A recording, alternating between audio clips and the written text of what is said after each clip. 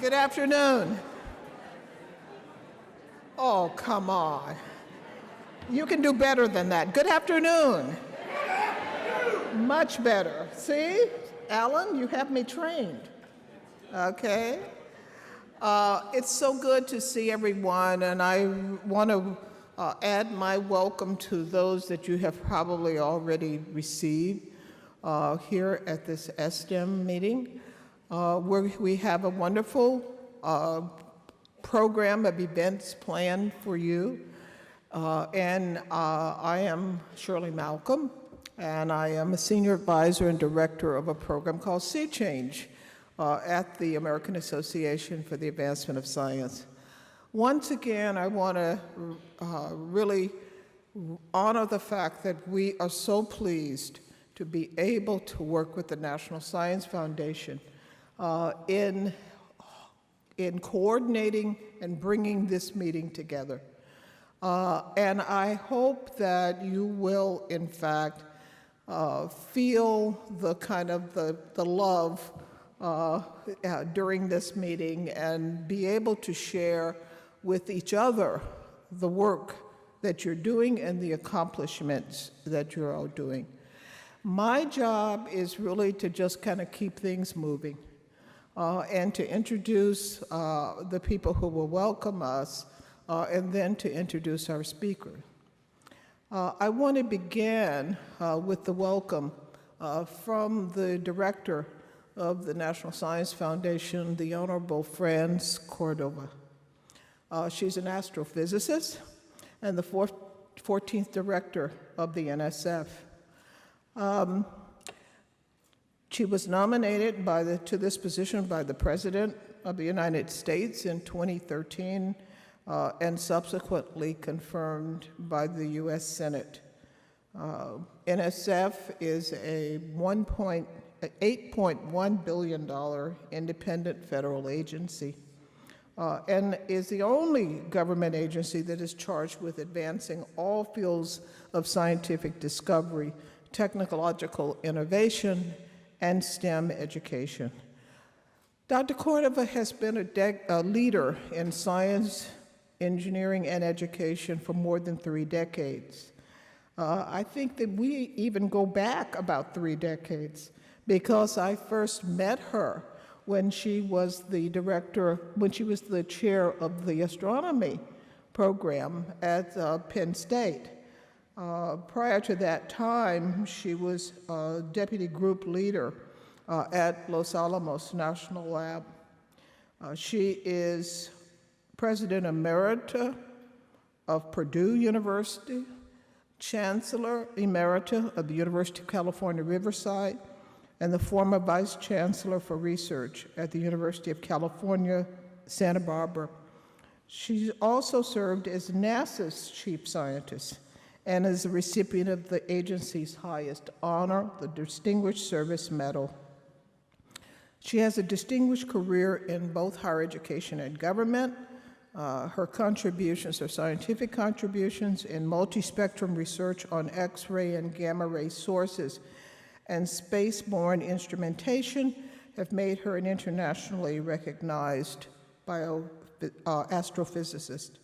She received her bachelor's from Stanford and her PhD in physics from the California Institute of Technology, where we have another connection. And we are pleased to have her begin our program here with a welcome. Franz.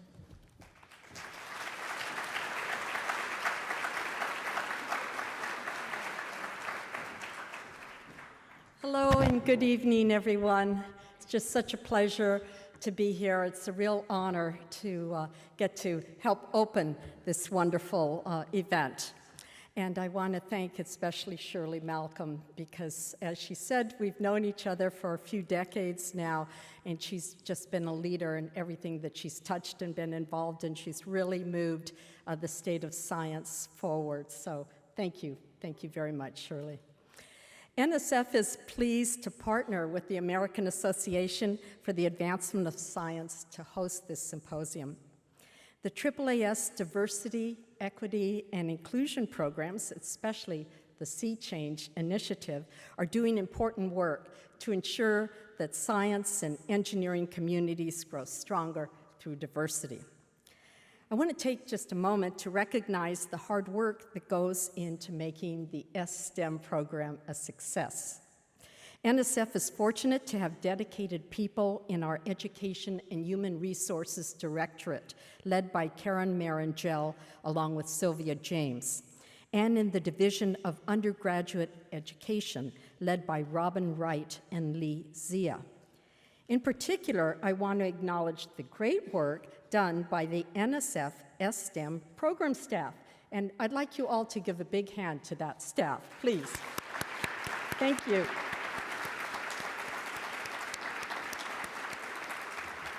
So welcome to the 2019 STEM Symposium. It's wonderful to see so many people here. And I think Shirley was just telling me that it's like 50% higher than the biggest number they imagined it would be. So great turnout. It's been my privilege to be the director of the National Science Foundation at a time when we're making great strides forward in science and technology.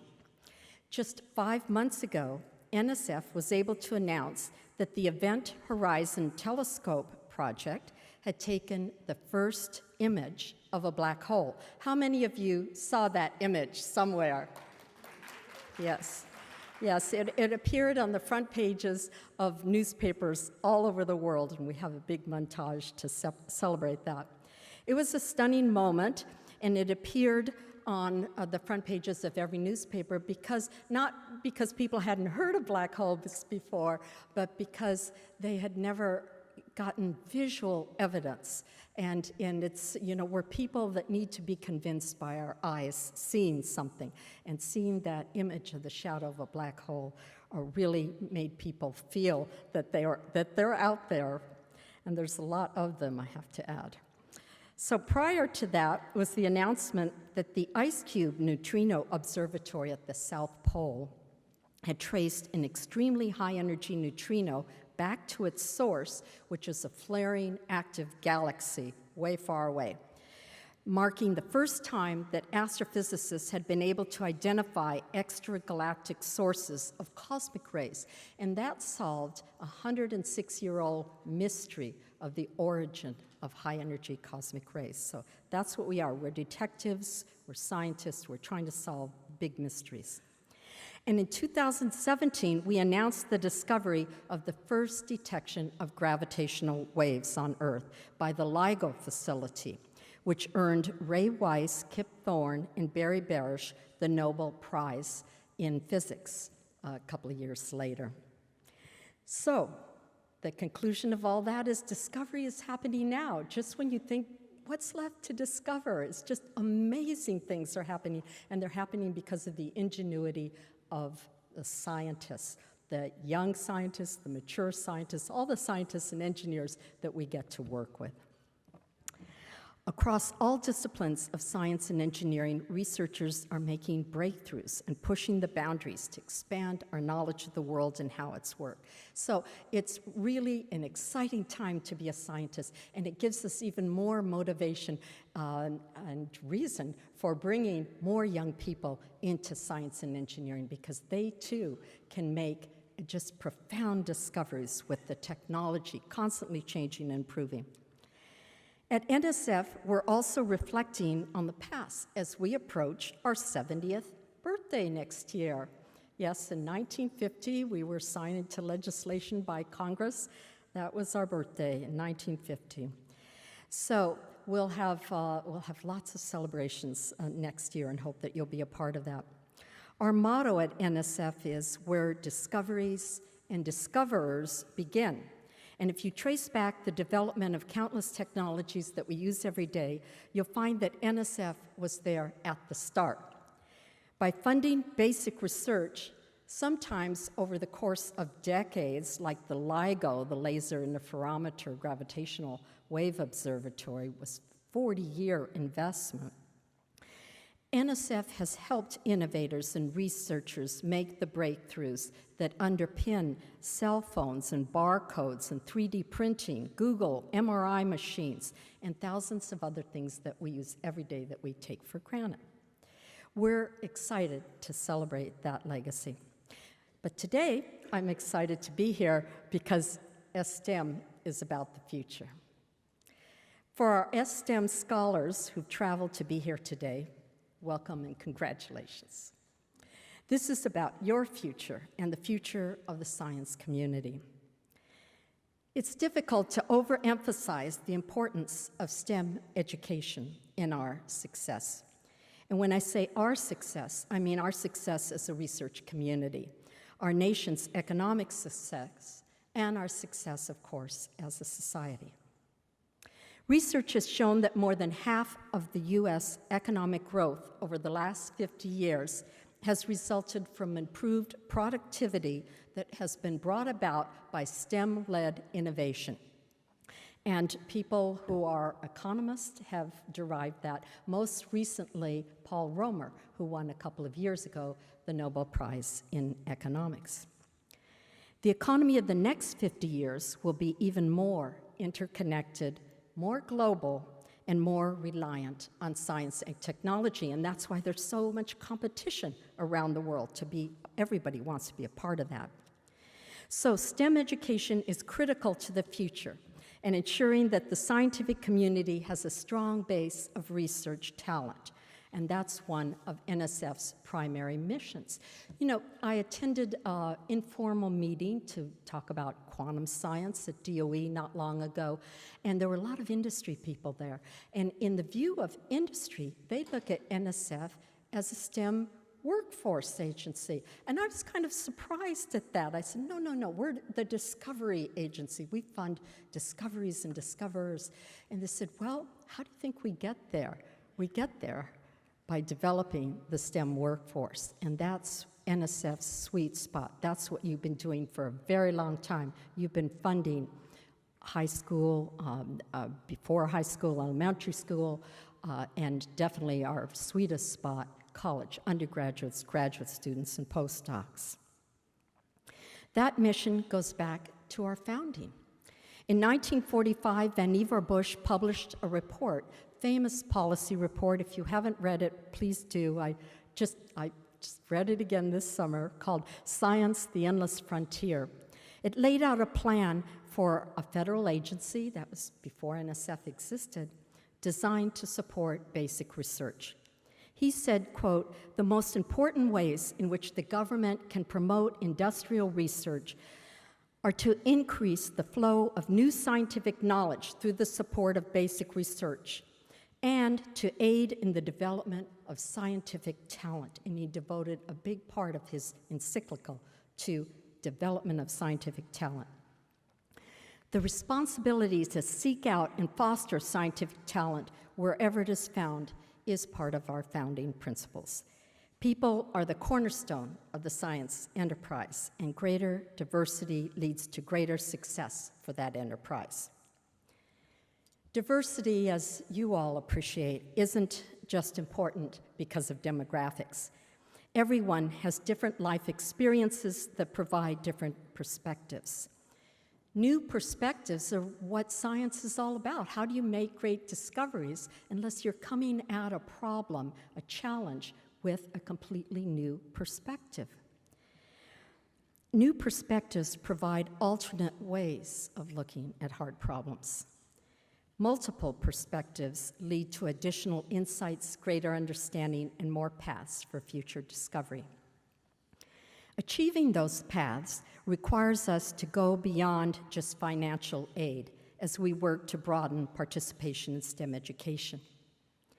Recognizing ability and recruiting talent in underrepresented groups is the first step, but developing that ability and talent to its full potential is how we ensure success for both students and the communities they join. NSF is committed to broadening participation in STEM education and careers. In 2016, we launched our so-called 10 Big Ideas to shape new areas of research and address critical gaps in the nation's research enterprise. And one of those big ideas, you may have heard it, you may even be participating in it, is called NSF Includes. It's our initiative to demonstrably broaden diversity and participation in STEM within a single generation. We've been funding broadening participation for a very long time. So what's new about Includes is that it engages whole communities, and it's a network of networks. So it's an attempt to scale up all the good efforts that we've seen grow and grow over decades, but haven't always communicated with each other. To do this, we're investing in alliance and partnerships to unite a wide range of collaborators and enhance the collective impact of our individual Includes programs. We're also partnering with private entities and professional societies to determine key components and approaches that lead to scalable success for inclusion and diversity. And we're really happy to announce, when the White House rolled out its STEM education plan last December, that 5 other federal agencies have joined in the NSF Includes programs, agencies like NASA and NIH and USGS and NOAA. The Includes National Network is a resource that's come out of this big idea, and it is building cross-sector partnerships and resources to create educational and career opportunities for underrepresented communities. And you can learn more about this at includesnetwork.org. This big idea is building on lessons that STEM has learned over the past 13 years through your hard work. Those lessons are critical to ensuring the diverse and capable research community and STEM workforce that our economy has to rely on. We succeed more when more of us succeed. You have an exciting agenda over the coming days. I hope you find the presentations valuable. I got to take a little peek at some of the posters there. They look wonderful. Hope you make great connections and have a rewarding experience here at STEM. Thank you.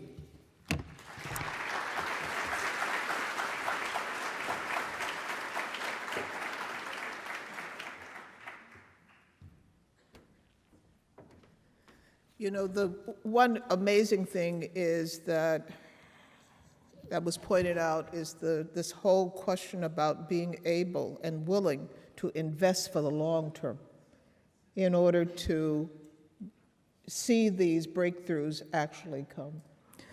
I would like to introduce, to give you a welcome from the AAAS side, my boss and long-term friend, Dr. Alan Leshner, who is the interim CEO and executive publisher of the Science family of journals. Dr. Leshner was appointed the interim CEO, Chief Executive Officer of AAAS in July this year. He had previously served as the AAAS CEO and executive publisher from 2001 to 2015, when he became CEO Emeritus. In other words, we don't let him get away. AAAS was founded in 1848, and it is the largest general science and engineering society in the world. Before coming to AAAS, Dr. Leshner was director of the National Institute on Drug Abuse, and he spent time at NIDA as the deputy and then the acting director of, as the deputy and acting director of the National Institute of Mental Health. He went to NIMH from the National Science Foundation, where he held a number of senior positions focusing on research, basic research in biological, behavioral, and social sciences, science policy, and science education. He had been at Bucknell prior to that time as a professor of psychology.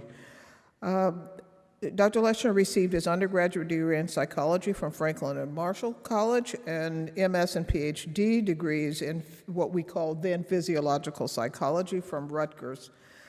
He's also received 7 honorary degrees.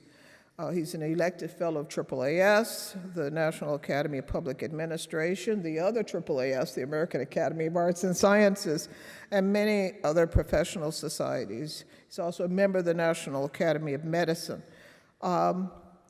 He also served 2 terms as a member of the National Science Board, something that he and I have in common. So we've had the experience of NSF as staff people, and then being able to be to serve on the board and be able to see the progress of the foundation over time. So it is my pleasure to introduce our next welcomer, Dr. Alan Leshner.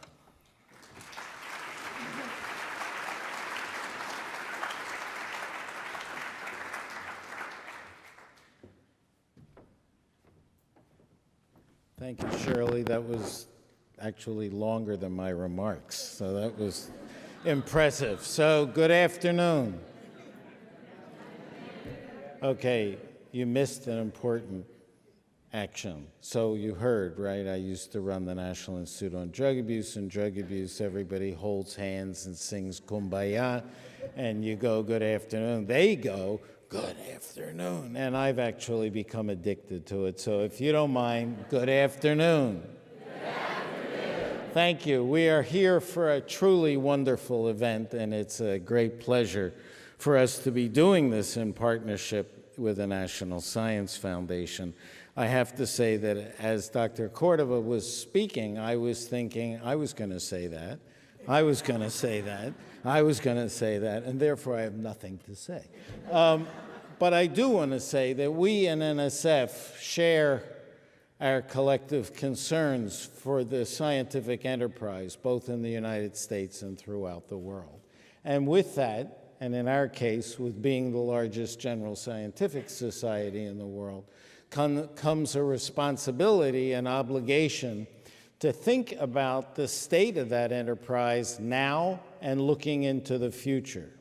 And bluntly put, you are the future.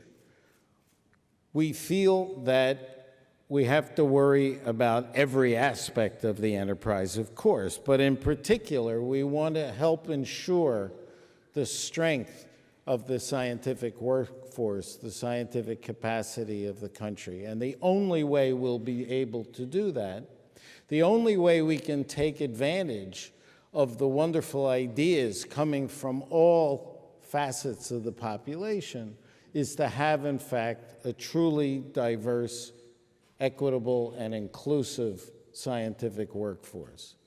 And obviously, one of the main purposes of the STEM program, the STEM Symposium, is to ensure that. And don't feel any pressure, but our hopes are with you. And we expect you to live up to the expectation, to help us recruit additional talented individuals into the scientific workforce, to help inspire them, to make them feel included as a true part of the workforce, so that we as a society can, in fact, take full advantage of the opportunities provided by science. So with that, and the fact that we have this opportunity to partner with our partners, the National Science Foundation, it looks like a wonderful symposium ahead. There are certainly many very good ideas circulating in this room, incubating as we speak. Don't let go of the ideas, in spite of the fact that you were totally rapt by my comments. Seriously, I hope that you'll be able to exploit every aspect of this meeting, the networking, the lessons to be learned, the principles that can be distilled and generalized and used more broadly throughout our community. And while you're at it, if you have a chance, enjoy it as well. So thank you very much for being with us. Thank you for what you do. Thank you for ensuring a strong future for the science that we all love so much. Thank you very much.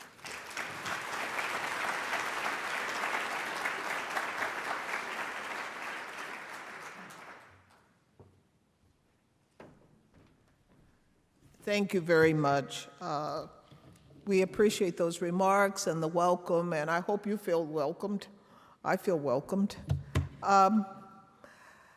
Now we have the opportunity to really hear a inspiring, dynamic speaker who is going to help us, I think, contextualize a lot of the work that has to be done in order to support getting our students through.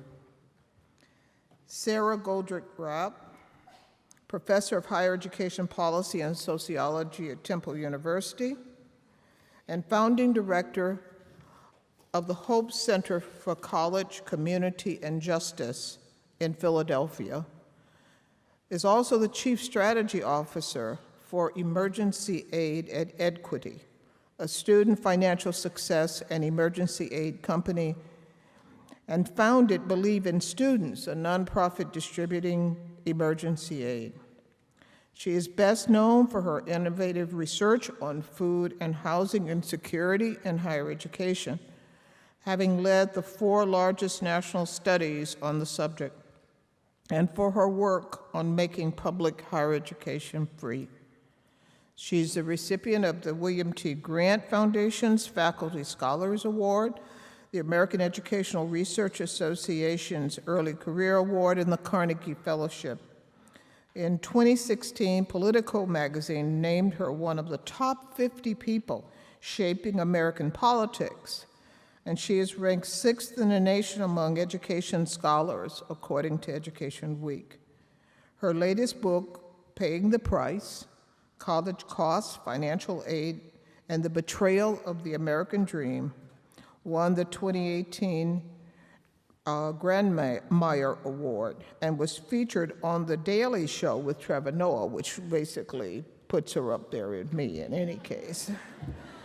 The Chronicle of Higher Education calls Sarah, quote, a defender of impoverished students and a scholar of their struggles, an accurate description of her life's work. So please join me in welcoming our speaker, Dr. Sarah Goldrick-Rapp.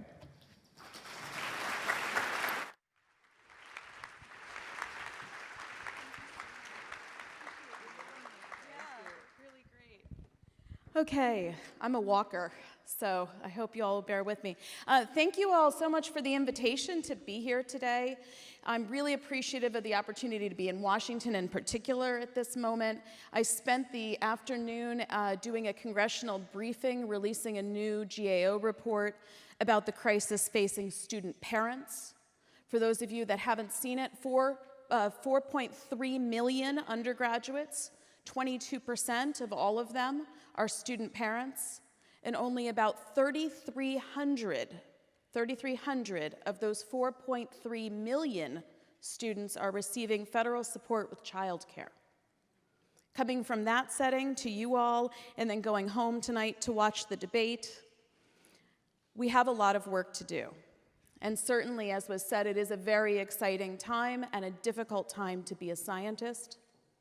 But let's also be honest, it is a very exciting and very difficult time to be a college student.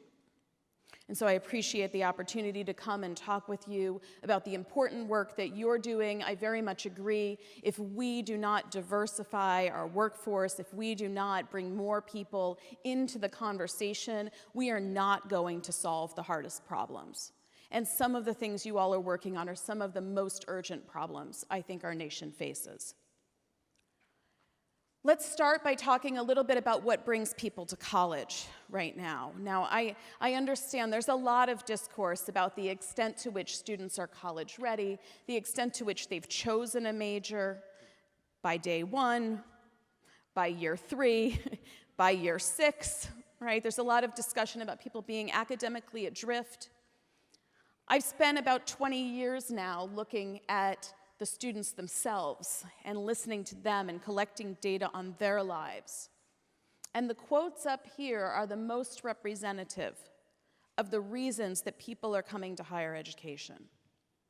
When they're asked about what they need, they talk about the importance of getting what they call a decent job and having a decent life. That's not about getting rich.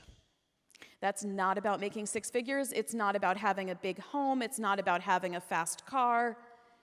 People these days entering higher education have more modest ambitions because they know the world that we're in is so profoundly unstable that what they really seek is to be okay. They also, very many of them, and especially the students that you're here to talk about, they're not really here to get that wage premium only for themselves. The vast majority of them are also concerned about the other people in their lives. So when you talk to them about why they're in college, they'll talk to you about their parents. While the federal government often assumes that those parents are supporting them while they're in college, especially financially, we find that's rarely the case. These folks are trying to get ahead and trying to become financially stable so that they can not only support themselves, but support their families and support their communities. And as we think about supporting them both financially and academically, we need to think about that entire network of people who are depending on these students actually getting the degree. And we have to take a hard look at ourselves. We in academia for a very long time have had a set of assumptions and ways of talking. They undermine our own students' success. Now, I understand after spending years in higher education how easy it is to look at the latest crop of students coming in the door of our classrooms and think to myself, you know, they're kids. Increasingly, as my own kids almost become these people. But you know what? They're not kids. And they've grown up in an age and a time that's radically different than those that a lot of us experienced. A lot of young people today have been adultified through a process of financial insecurity that has led their parents to lean on them. They're growing up in an age of austerity, at a time when, in fact, despite the claims, there's less government spending to support their education. There's less per-student support to help them get through college. There's less per-student support even for things like extracurriculars to help increase their access to the fields that you're concerned with. Our language matters. Another term that I hope that you will think a lot about over the next couple of days is the term needy. Students who are financially needy is a term that they reject. They don't even like to be called low income because it frankly is a deficit. They see themselves as people of immense strength fighting through some incredibly difficult times. So what my team calls them are real college students. We use #RealCollege to denote that times have changed. The world looks very, very different. They're not non-traditional anymore if they have children. They are the new traditional. But by denoting that this is real college, we also, and I'm going to date myself a bit here, hearken to MTV. Does anybody remember The Real World? Okay, it's time to stop being polite and start getting real. And so we got to talk about the new economics of college. Now, if you're interested in all of these dynamics, I've got a whole book that outlines them. I just want to hit the main points because I want you to recognize that this is not a conversation only about tuition. And you've been hearing more and more people say that, I'm sure, that, you know, we can make college tuition free, and we're still going to need to deal with living expenses. Living expenses have been rising even when tuition is frozen, and financial aid is not linked, usually, to the rise in living expenses. That's really issue number one. But issue number two is what has happened to families. We cannot pretend, those of us that like data, we cannot pretend that this is the first time in American history that tuition's gone up. It's been going up since the 1980s, and the fact is that we didn't have much of an outcry. In the 80s and the 90s, you did not hear about people saying, college is just so unaffordable. There were people who found it unaffordable and just didn't go. And then there were the people who went, and when they saw the bill go up year after year, they also saw their wages tend to go up year after year. In this century, that's changed. We now have people who are not sure that their own children are going to have a life better than the one that they had. We have people who are watching their wages effectively decline year after year. It looks way different to try to support your college student or to support yourself as a college student under those circumstances. It's also incredibly difficult at a time when we're receiving, as I noted earlier, less support from government, especially when we become the people who begin to fall financially. I'm going to be talking in a few minutes about food insecurity. And I often hear folks who went to college, say in the 1970s, say to me, you know, food insecurity is not new. I don't understand why kids these days can't just go get on food stamps. Well, first of all, we don't call them food stamps anymore. We call it SNAP, and it's for a reason. But second, the program has radically changed. Beginning with the change from AFDC to TANF, this is the welfare system, in 1996, we started adding work requirements to most of our social safety net programs. And SNAP now has work requirements. Now, I know you all are familiar with the consequences of working during college, especially working while trying to get a STEM degree. But if a student wants to eat every day and needs to get on SNAP, they are told that the work they're doing in your classrooms, the work that they're doing in their extracurriculars, the work they're doing studying does not count as work. They have to work an extra 20 hours a week on top of school in order to qualify for SNAP unless they meet one of a small handful of exceptions. And work itself just doesn't pay like it used to. It's not just that you'd have to work so many more hours now to cover rising college costs, it's that our labor force has shifted. There are more employers spreading a limited number of hours across many employees. There are more people competing for part-time jobs. The value of the minimum wage has declined. And even jobs like those that I did in college, I went to George Washington University, I waited tables all over the district. Okay, I used to take those cash tips that I got from burgers and pancakes and cocktails and put them in my apron and take them home. I did not report them to the IRS, okay? When's the last time that you tipped in cash? You're tipping on credit cards, and all of that is going right into the system. People simply do not take home as much money as they used to.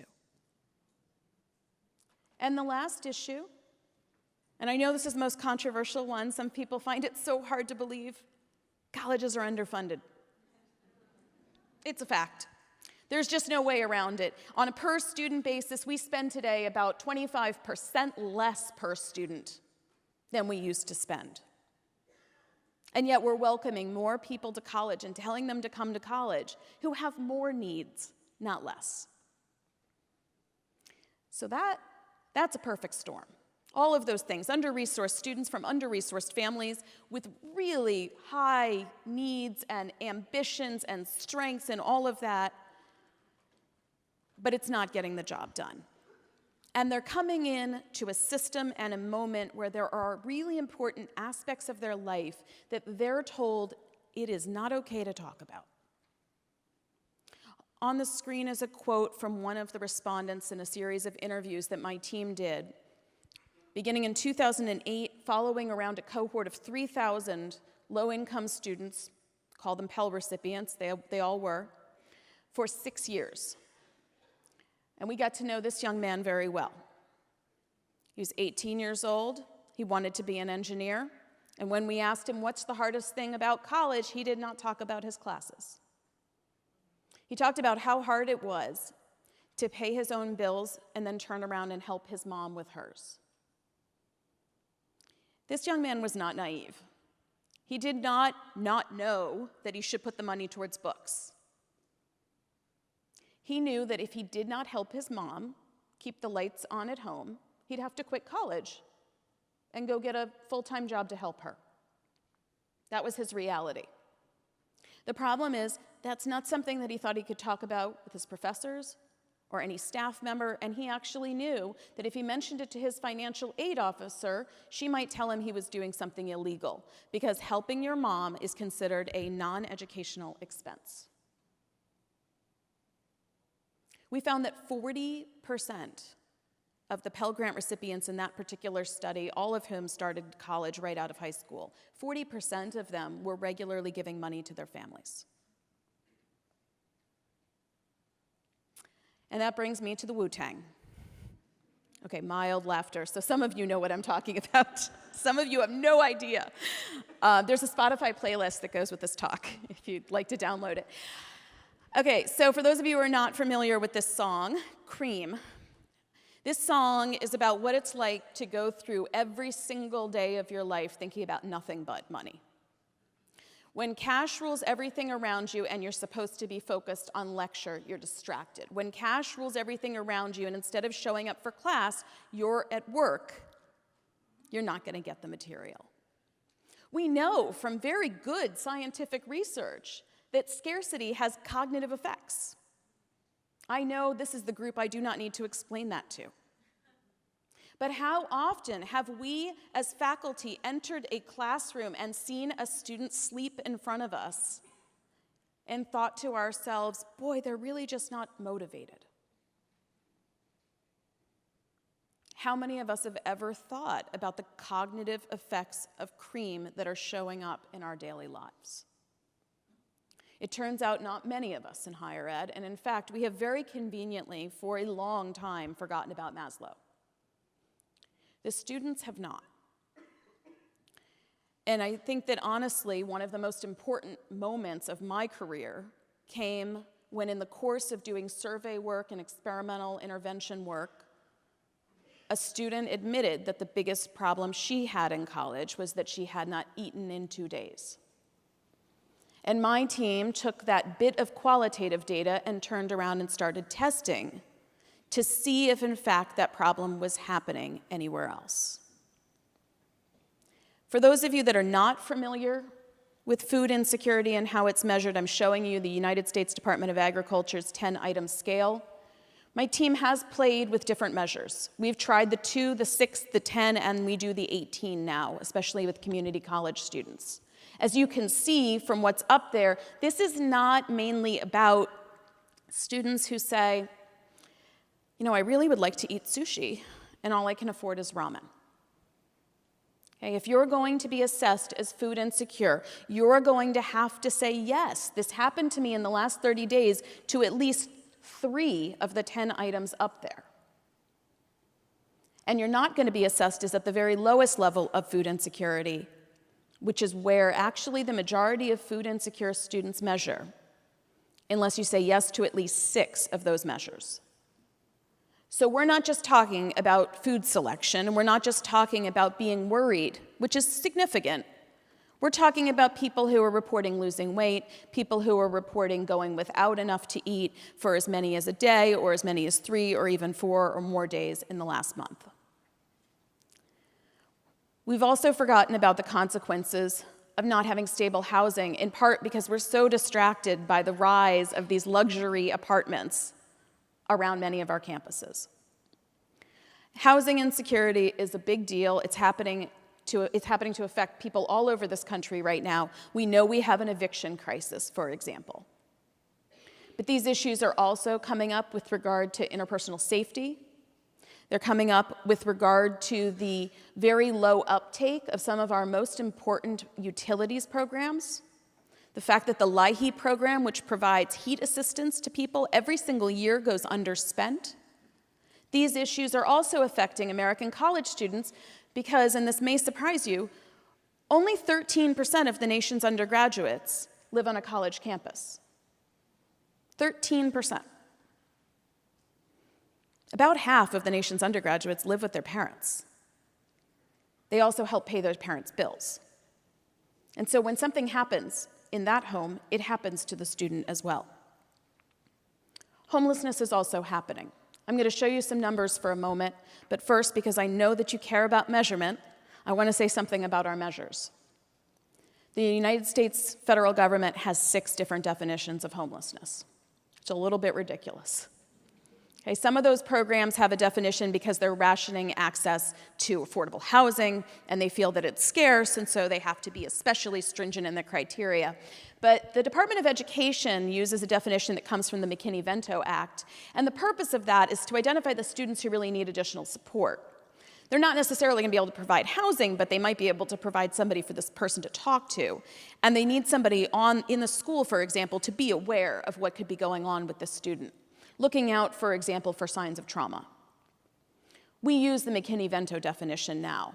My team did not always use it. We were afraid that people would say to us, well, couch surfing is normal for college students.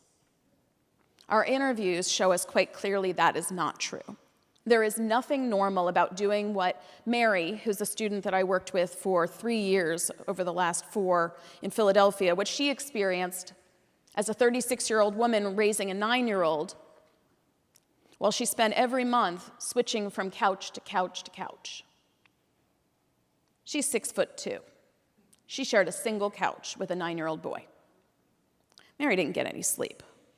I'll be honest, Mary's not bad at math at all. Her grades in math went way up after we managed to get her housing stabilized.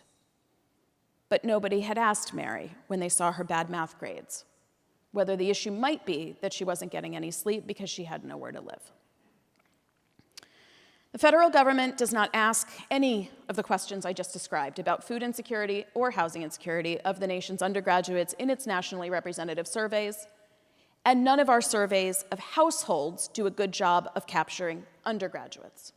As a result, I have no nationally representative numbers to show you.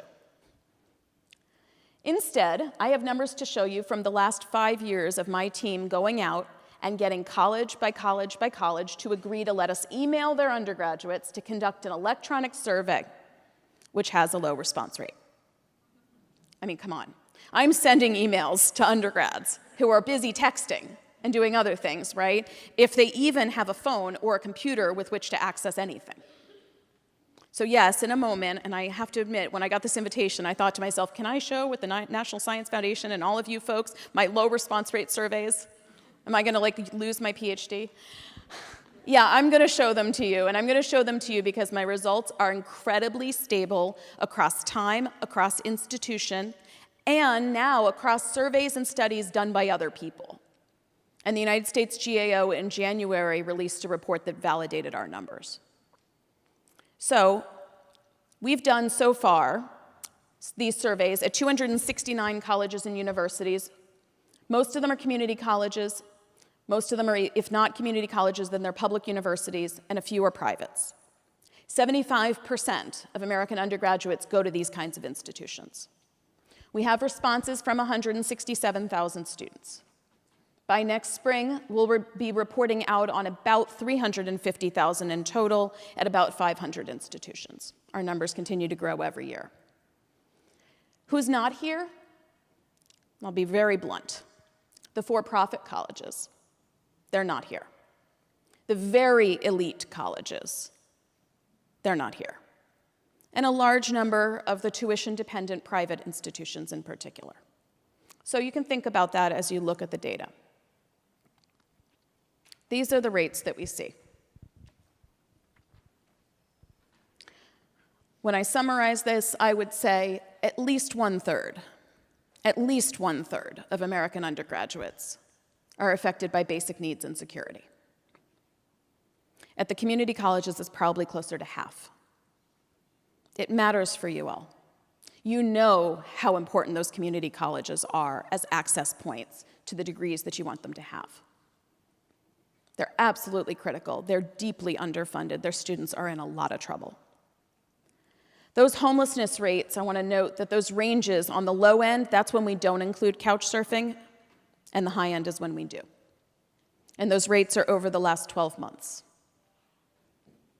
What stuns me when I look at those numbers is how many decades have gone by where we've talked about inclusion and diversity and equity, and we never talked about any of these things. How little have we known about our students?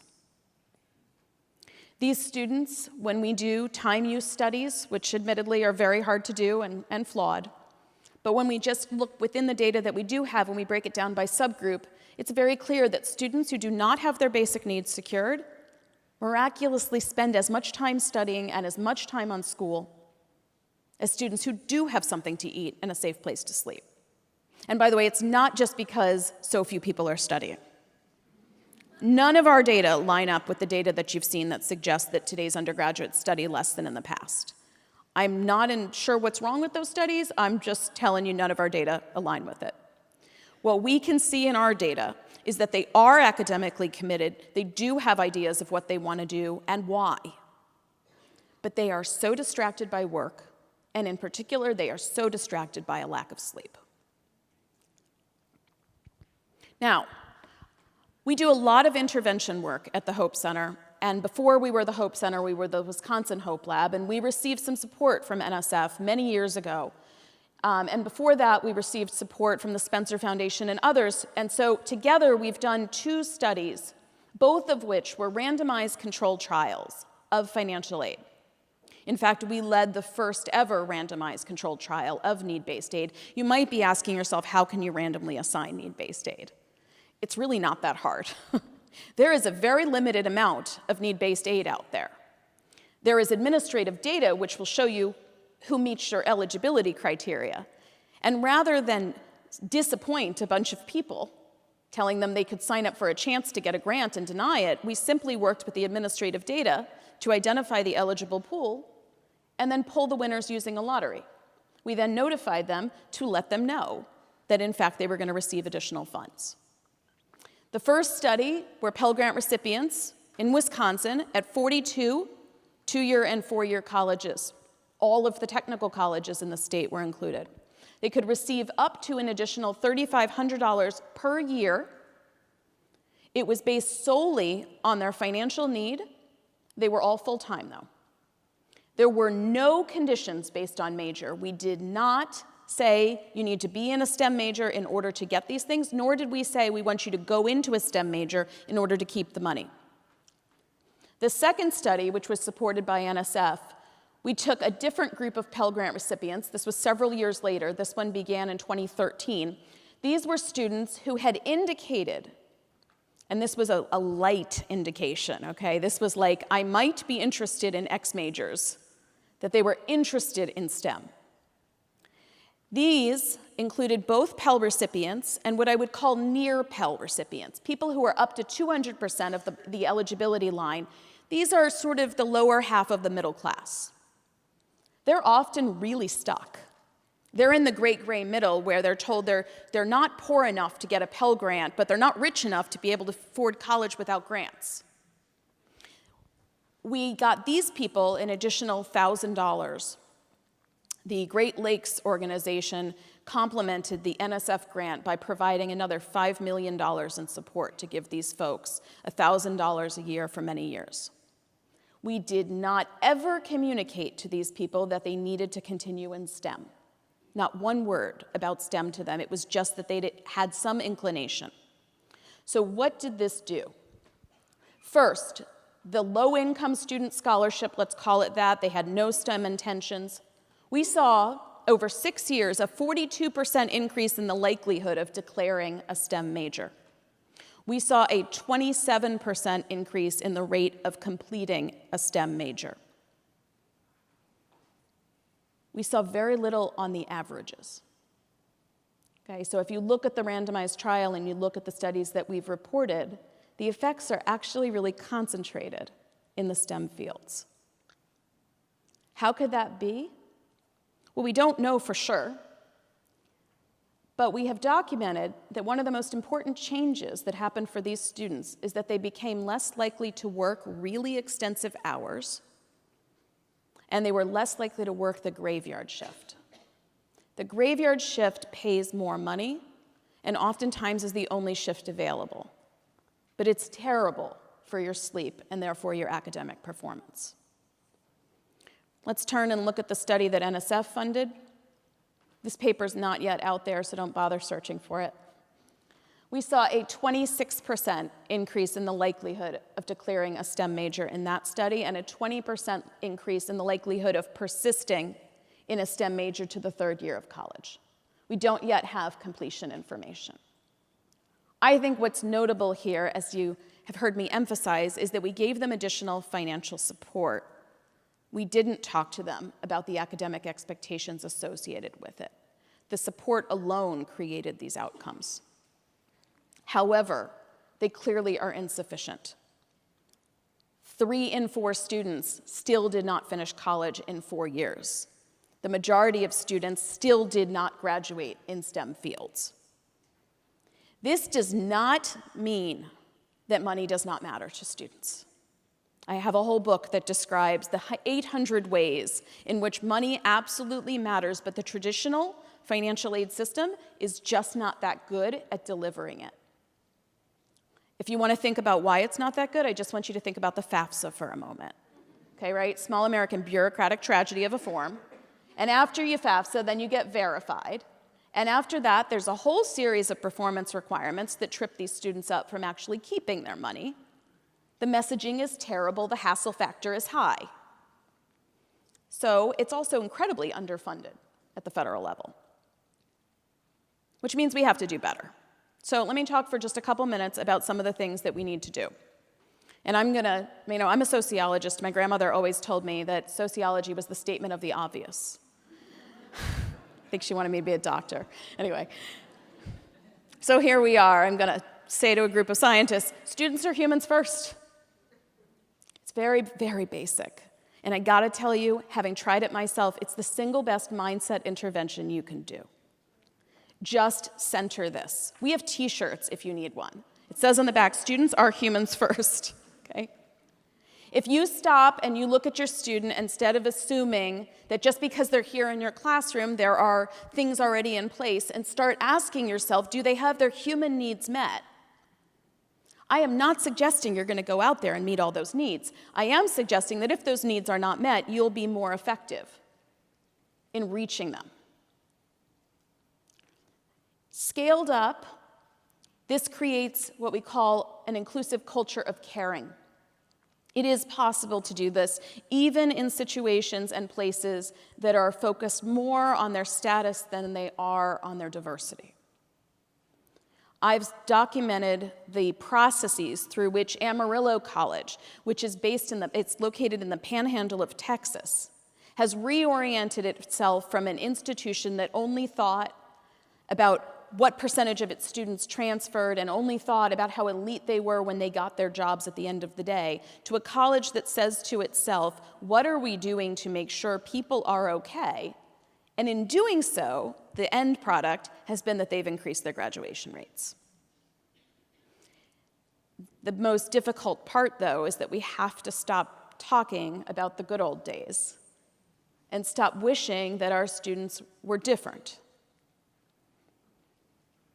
I know it's really easy to turn and look at K-12, and I know that many of you have experience working in K-12, but let's be really honest. K-12 is not as broken as some folks lead you to believe.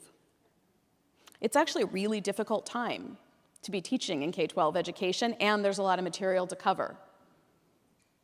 It's harder than ever. But the fact is, this is what we have, and these students are coming to us every single year. And a whole lot of them have already been through, by the way, and dropped out with debt and no degree. And we need to bring them back. We need to bring them back. The creation of the STEM pipeline cannot only be about 18-year-olds. There are 25-year-olds out there and 29-year-olds out there with enormous potential and a year or two of college education who are suffering and unable to pay their bills because they have debt and no degree. We need to recognize, and we have so much data on this now, that life and logistics and finances, a lack of money, is what's driving people out of school. We can see the GPAs of people as they exit. An increasing number of them are exiting with A's and B's.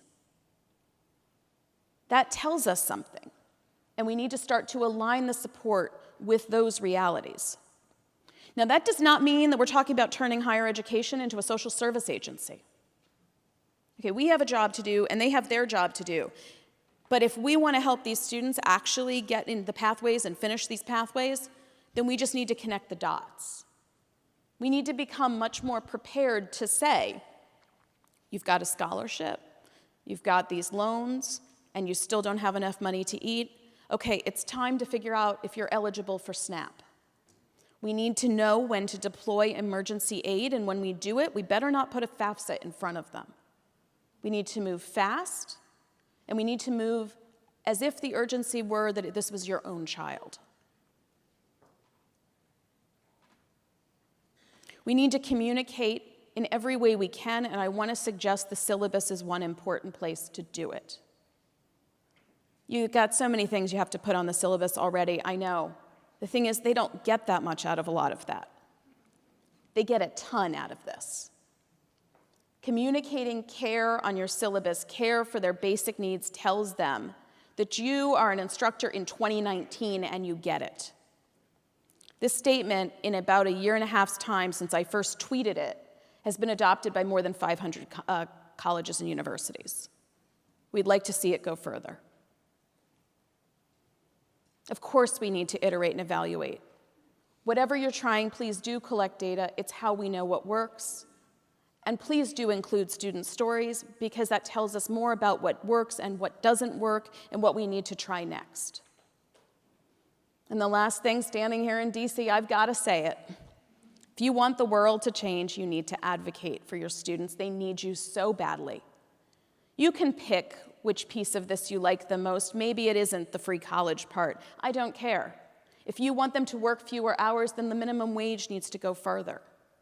If you want them to be able to bring their children, not bring their children to your classroom, but be able to have children while they're in college, then we need more affordable childcare.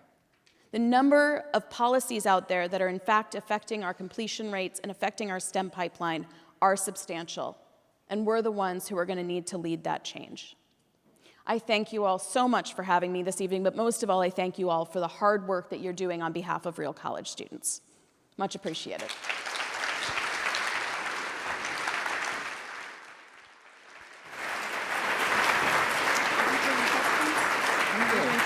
I'm good.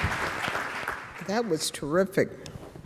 Thank you so much. Thank you. Let's, Thank you. basically.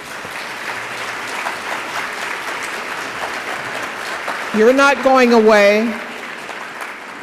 Sarah, come back. Sorry. No, I'm sure that there are people who want to ask you questions. And actually, I'll start while people line up. I know that Iris basically can direct traffic back there, Iris and Allison. But I know that what you say is absolutely right. A couple of years back, I chaired the academic committee that produced barriers and opportunities to 2-year and 4-year STEM degree completion. And one of the biggest barriers that we really found was this idea that somehow faculty were carrying in their head that they were serving the people that they used to serve, or serving the people who were in their class when they were in school, but not really aware that these were people who had family responsibilities, that they were working too many hours, that there were just lots of other kinds of things. And I know that the food insecurity issues are real. So how do we begin to message this better so that our colleagues begin to understand that, in fact, that these are not the good old days? Yeah, I mean, that's what we're trying to spur here. And I do think sometimes it's one conversation at a time, right? It's taking another moment with a colleague who's having some difficulty with a student and asking them what they really know about that student, right? It's talking a little differently about what we do in office hours. Students are terrified of office hours. They have no idea what's going to happen in there. I mean, it's really true. And what should happen when they first come in is you should ask them how they really are. They'll be so surprised. The other thing is, it's so illuminating if you take a moment at the beginning of a semester and you do an exercise with your students. So for example, I don't just go around and have them say their names, okay? I get up and I say, everybody stand up. And I say, we're gonna form a line, and the line is gonna be based on how many hours you're working this semester. Yeah. And I'm not judging you. You know, you have to first reassure them, right? And so over here, those of you that are not working 0 hours, over here, let's say 40 hours a week, and have them get up and align themselves. It will help them to see who is doing what they're doing. It will help them to then, you can call on them and ask them for their name and ask them where they're working and what their job is like. You can do this on any number of things. Ask them how many minutes it takes them to get to campus. Do different questions that you're curious about. Of course, be careful in not asking about a highly stigmatized issue. You know, please don't ask them how many are homeless. Yep.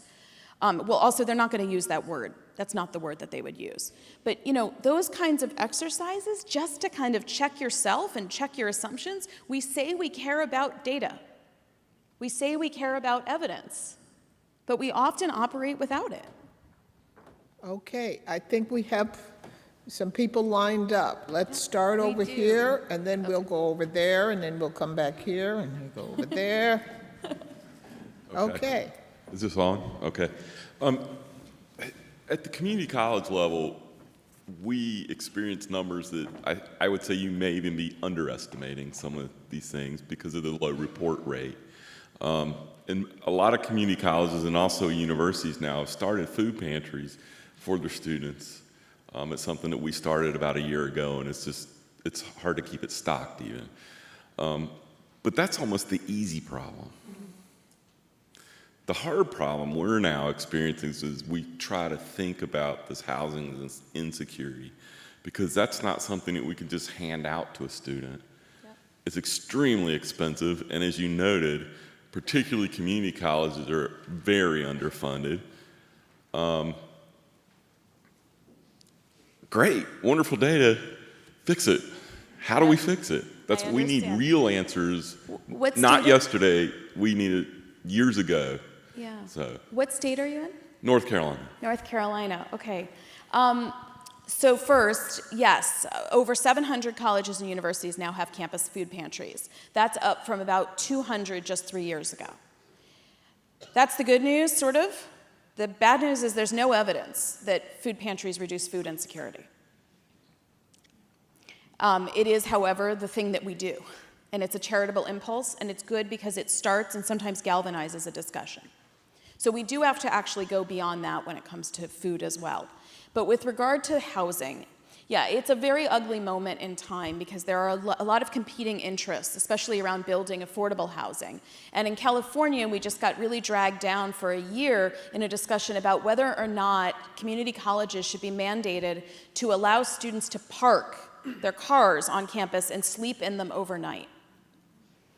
And it was hard because actually it was our survey evidence that kicked off part of that discussion, but if you looked hard at our survey evidence, we don't find that very many homeless students are actually sleeping in their cars. The majority of them are couch surfing. And what it really failed to do as a solution is recognize that you actually don't have money at the community colleges to even staff the security that you need for the overnights. So I think that the answers, especially on the housing side, really lie in changes to public policy, first and foremost. And in particular, changes to things like the low-income housing tax credit. So the private sector is going to have to get involved here, and right now they face very few incentives to do so. How many of us have thought about what would happen if we changed the low-income housing tax credit to also include college students? Right now, full-time college students simply do not qualify, including those at the community colleges. Might we then have more affordable housing going up, and might that then support the work that we're doing at the colleges? The likely answer is yes. What if we also went a step further and HUD created a VASH-like program, which they have for veterans, to create housing vouchers for community college students? We're studying right now in another randomized controlled trial a program in Tacoma, Washington, where we're giving out Section 8 housing vouchers with that housing authority to community college students, enabling them to shop for housing at a lower price and then pursue their education. We think that the main reason this will work is that, number one, we think that housing insecurity is one of the biggest drivers of the leaving of college, and secondly, that this could have dual generation benefits because almost all of these people have children in their homes. If they're more likely to become employed, even while in college, they're going to generate more income, and they're going to be less likely to have emergency room visits and other things that are very expensive for taxpayers. So this will create a virtuous cycle. The ROI could be very high. We need people to push for policy change. Okay, over here. Unfortunately, this will be our last question. I'm available on Twitter all the time, so just hit me up. Hi, Sarah. Hi. I just wanted to thank you for an excellent talk. I really enjoyed it. Also, thank you for giving us the languages, the terms that are the right terms to refer to the real students that we are working with. I was very happy to see some of the things we have been traditionally using in our university to help students in need, you're mentioning now, but we have a lot of room to improve. I wanted to say one observation and see if you would be interested in looking into it, although you got to talk about it at the end of your talk. 65% of our students, undergraduate students, full-time, are qualified for Pell Grants. And we provide them additional funds. We also traditionally have been getting, because we have a strong science department, federal grants. So we are providing as much as we can to our students.